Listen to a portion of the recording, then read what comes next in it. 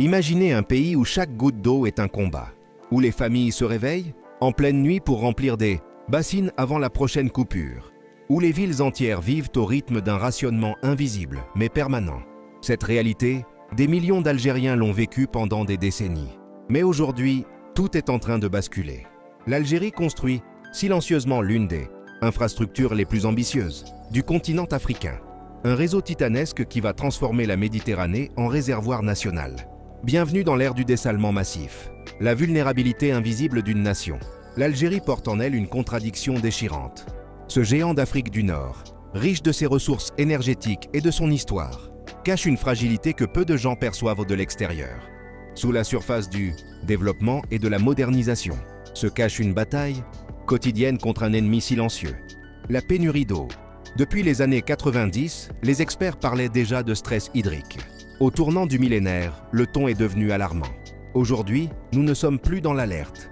Nous sommes dans l'urgence absolue. L'eau ne se limite plus à une question environnementale ou technique. Elle est devenue un enjeu de sécurité nationale, un facteur déterminant de stabilité sociale, un levier économique fondamental. Les grandes métropoles du pays ont connu l'humiliation des coupures répétées. Alger, Oran, Constantine, Sétif, Béjaïa. Dans ces villes, des quartiers entiers ont vécu pendant des années avec une distribution alternée. Un jour avec eau, un jour sans. Les habitants ont développé des stratégies de survie urbaine, stockant l'eau dans tous les contenants possibles, organisant leur vie autour des horaires imprévisibles de distribution. Chaque été revenait comme une épreuve collective. Les files interminables devant les camions-citernes, les tensions entre voisins, les écoles forcées d'adapter leurs horaires, les hôpitaux jonglant avec des réserves précaires. Cette précarité n'était pas un simple désagrément. C'était une plaie ouverte dans le quotidien de 45 millions d'âmes. Le système traditionnel montrait ses limites de façon dramatique. L'Algérie s'appuyait sur 3 piliers fragiles, les barrages, les nappes souterraines et les précipitations. Mais ces 3 sources ne pouvaient plus suivre la cadence d'une population en croissance constante, d'une urbanisation galopante, d'une industrie en expansion et d'une agriculture assoiffée. Les barrages se vidaient bien plus rapidement qu'ils ne se remplissaient. La pluviométrie déclinait année après année, victime des bouleversements climatiques. Les nappes phréatiques subissaient une ponction excessive, menaçant leur pérennité.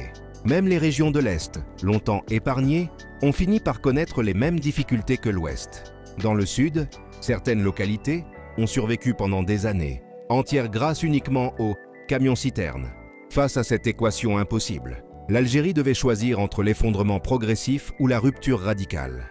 Elle a choisi la rupture. Le tournant historique, fabriquer l'eau. Pendant longtemps, le dessalement de l'eau de mer semblait appartenir à un futur lointain. Une technologie réservée aux monarchies pétrolières du Golfe.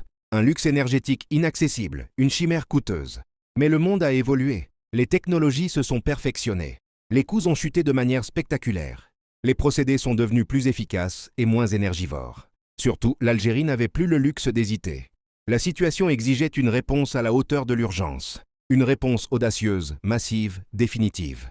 Le gouvernement a donc lancé un chantier d'une ampleur colossale.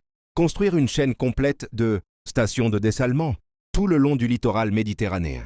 Non pas une ou 2 installations symboliques, mais un véritable réseau intégré, capable de produire des volumes considérables d'eau potable, jour après jour, année après année, indépendamment des caprices du climat. L'objectif est clair et vertigineux, faire de la Méditerranée le principal fournisseur d'eau potable du pays. Transformer l'océan en robinet national. Garantir qu'en cas de sécheresse totale, même prolongée, les villes algériennes continuent d'être approvisionnées sans interruption. Ce projet représente bien plus qu'une prouesse d'ingénierie. Il incarne un changement de paradigme. L'Algérie ne veut plus dépendre du ciel, elle veut contrôler son destin hydrique. Elle ne veut plus subir les contraintes naturelles, elle veut les contourner par la technologie. Imaginez ces installations titanesques fonctionnant sans relâche, 24 heures sur 24, 365 jours par année. Elles pompent l'eau salée, la purifient à travers des processus sophistiqués d'osmose inverse, la transforment en eau douce parfaitement potable, puis l'envoient vers les centres, urbains via des réseaux de pipeline, modernisés et des stations de pompage, ultra puissantes. Pour Alger, Oran, Annaba, Béjaïa et les autres grandes agglomérations, ce n'est rien de moins qu'une renaissance. Les coupures estivales qui rythmaient la vie urbaine pourraient devenir un mauvais souvenir. Les industriels pourraient planifier leurs investissements sans craindre les pénuries. Les agriculteurs pourraient respirer. Les familles n'auraient plus à se demander chaque soir si l'eau coulera le lendemain matin. Ce que l'Algérie bâtit aujourd'hui, c'est littéralement son avenir liquide. La transformation du quotidien. Pour saisir l'ampleur de cette révolution, il faut descendre au niveau du quotidien. Celui des familles qui ont vécu, pendant des années, avec des bassines dans la salle de bain.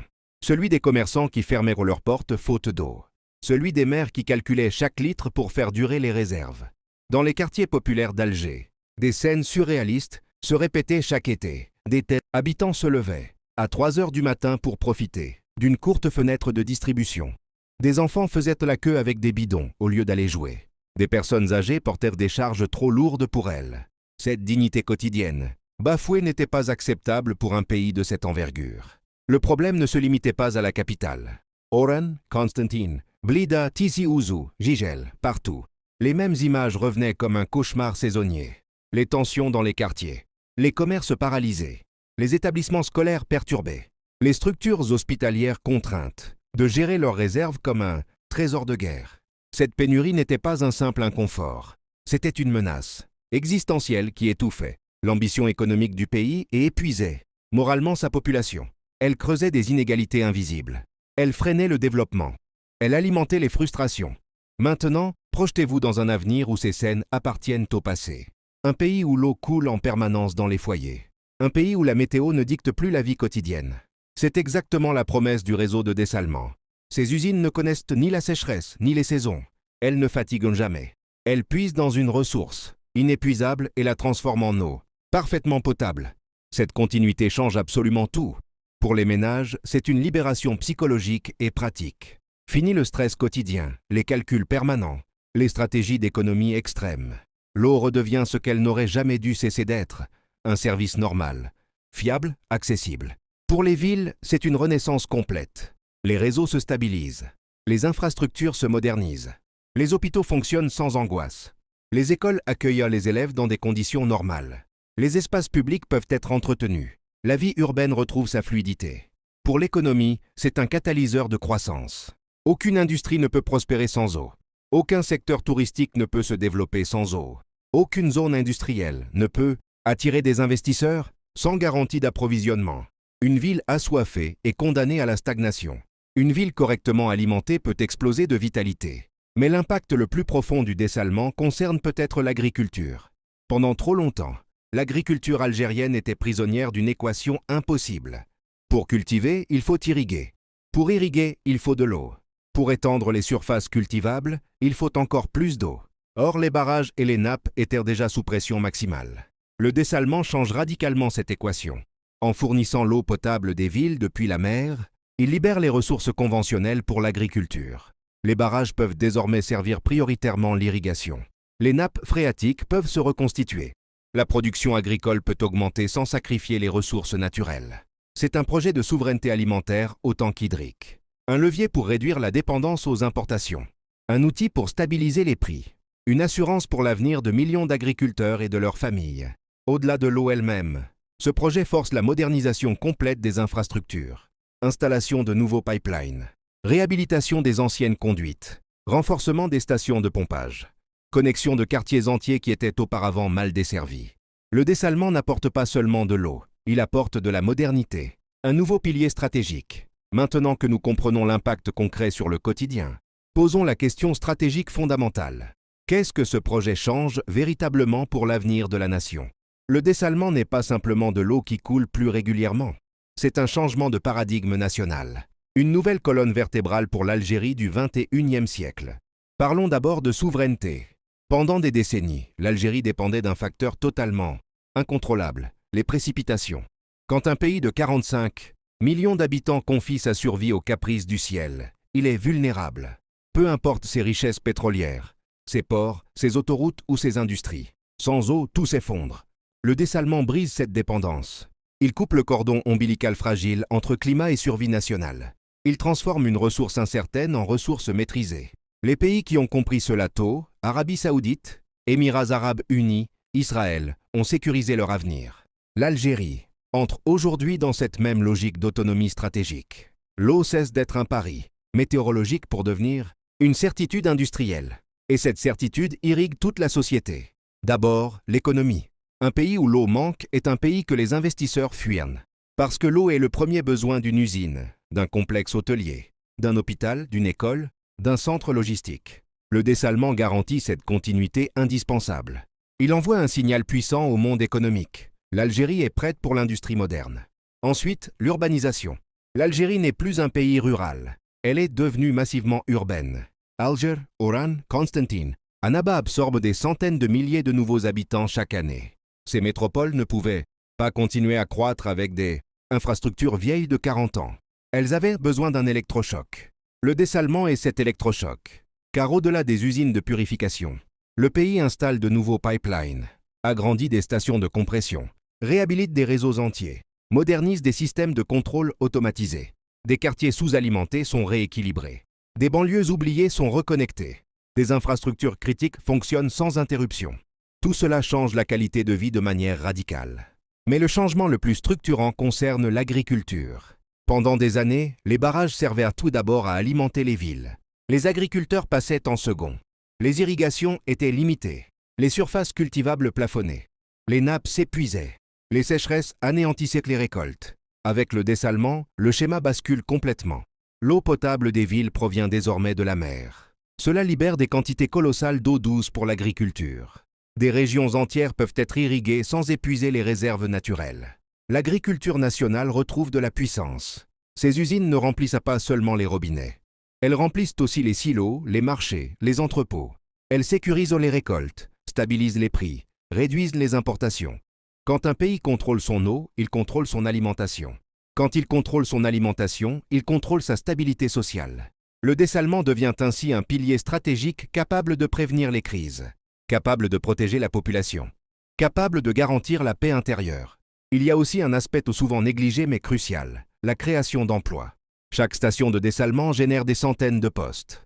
Ingénieurs, techniciens, opérateurs de station, spécialistes du traitement, équipes de maintenance, chauffeurs, entreprises locales de fabrication et de services. Chaque usine devient un micro-écosystème économique, un centre technologique, un pôle de compétences où les jeunes peuvent se former et les travailleurs se stabiliser. Là où il y a de l'emploi, il y a de la vie. Il y a du commerce. Il y a de la sécurité. Il y a de l'espoir. Le pays qui fabrique son avenir. Voilà pourquoi ce projet représente un tournant historique. Dans 10 ans, quand nous regarderons en arrière, nous reconnaîtrons probablement que c'est à ce moment précis que l'Algérie a véritablement changé de trajectoire. Pas lors de l'inauguration d'un port ou d'une autoroute, mais le jour où elle a décidé de sécuriser son eau. Car un pays peut survivre sans pétrole, il peut survivre sans gaz, il peut survivre sans mines, mais il ne peut absolument pas survivre sans eau. C'est la ressource ultime, celle qui conditionne tout le reste. Aujourd'hui, l'Algérie refuse de laisser cette ressource vitale entre les mains du hasard climatique. Elle prend son destin en main. Elle fabrique son eau. Elle construit son autonomie. Elle garantit son avenir. Avec le dessalement massif, l'Algérie ne subit plus l'eau, elle la contrôle. Elle ne dépend plus du ciel, elle puise dans l'océan. Elle ne craint plus la sécheresse, elle la défie. Cette révolution silencieuse est en train de redessiner le visage du pays. Elle transforme les villes, libère l'agriculture, sécurise l'économie, stabilise la société. Elle donne à 45 millions d'Algériens quelque chose que beaucoup n'avaient plus. La certitude que demain, l'eau coulera. Puis,